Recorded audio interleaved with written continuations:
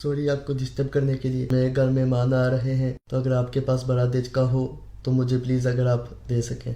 है, मैं अभी लेकर आती हूँ।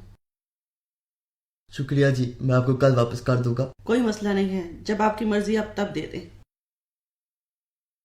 बहुत बहुत शुक्रिया ये देचका देने के लिए। ये छोटे वाला तो मेरा नहीं है। ये आपके देचके ने ना बच्चा दिया है।